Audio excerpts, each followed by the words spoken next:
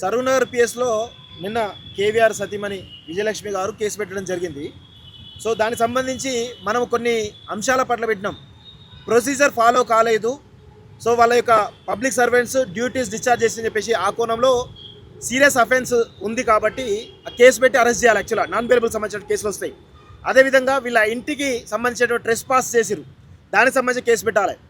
ఇవన్నీ పెట్టకుండా ఆమె మొబైల్ సంబంధించినటువంటి తీసుకొని వెళ్ళిపోయారు, మొబైల్ దొంగతనం చేసినటువంటి ఏపీ పోలీస్ అని చెప్పేసి మనం చెప్పినాం. దానికి సంబంధించి కేసులు పెట్టాలి. క్రిమినల్ ఇంటిమిడేషన్ సంబంధించిన కేసులు పెట్టాలి. సో ఇవన్నీ చాలా సెక్షన్స్ పెట్టాలి. కానీ మనం ఇప్పటి నుంచి బతుకుంటాం. తెలంగాణ ముఖ్యమంత్రి రేవంత్ రెడ్డి, ఇక్కడ ఉన్నటువంటి తెలంగాణ సంబంధించినటువంటి హోంమంత్రి శాఖలో భాగస్వామ్యంగా ఉన్నటువంటి తెలంగాణ పోలీస్ యంత్రాంగం అంతా కూడా ఈరోజు తెలంగాణ ఆడబిడ్డల కోసం, తెలంగాణ ఆడబిడ్డల మాన ప్రాణ రక్షణ కోసం పనిచేయాల్సినటువంటి పోలీసులు ఈరోజు ఆంధ్రాకు సంబంధించినటువంటి ఆ పాలకుల తొత్తులుగా మారుతున్నారనడానికి ఈ ఎఫ్ఐఆర్ నిదర్శనం. ఎందుకు చెప్తున్నా అంటే ఎఫ్ఐఆర్ బుక్ చేశారు, మంచిదే. ఇంకా కూడా సెక్షన్లు యాడ్ కావాల్సిన అవసరం ఉన్నది. యాడ్ కాకపోతే ఖచ్చితంగా రేవంత్ రెడ్డి, చంద్రబాబు నాయుడు బానిసగా ఇక్కడ ఉన్నటువంటి హోంశాఖల భాగస్వామ్య తెలంగాణ పోలీస్ డిపార్ట్మెంట్ ఆంధ్ర చెంచల్లాగా వ్యవహరిస్తున్నట్టుగా మేము పిలవాల్సి వస్తుంది. ఇక్కడ చాలా స్పష్టంగా ఒకటే ఒక సెక్షన్ అండి, 74 రెడ్ విత్ 35 బిఎన్ఎస్ సెక్షన్.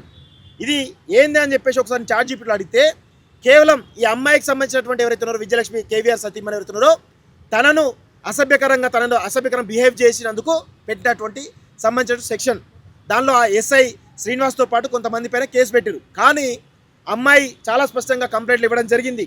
అనేక సెక్షన్లు పెట్టాల్సిన అవసరం ఉన్నది, విచారణ జరగాల్సిన అవసరం ఉన్నది, అందరిపైన కూడా కేసులు కావాలి. లేకపోతే మాత్రం ఖచ్చితంగా ఈరోజు ముఖ్యమంత్రిని, అదేవిధంగా ఇటు పోలీస్ యంత్రాంగం అంతా కూడా తెలంగాణ ఆడబిడ్డల మాన ప్రాణాలను ఈరోజు కాపాడలేనటువంటి చాతగాని చావగాని దద్దమ్మల్లాగా ఈ యంత్రాంగం అంతా ఉన్నదని చెప్పేసి అనుకోవచ్చు.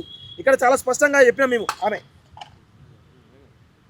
Complaint against some unidentified persons which claimed themselves as Andhra police in civil డ్రెస్లో వచ్చారు. ఫర్ కిడ్నాప్ కేసు పెట్టాలి. అదేవిధంగా క్రిమినల్ ట్రెస్ పాస్ సంబంధించిన కేసు పెట్టాలి. క్రిమినల్ ఇంటిమిడేషన్ సంబంధించిన కేసు పెట్టాలి.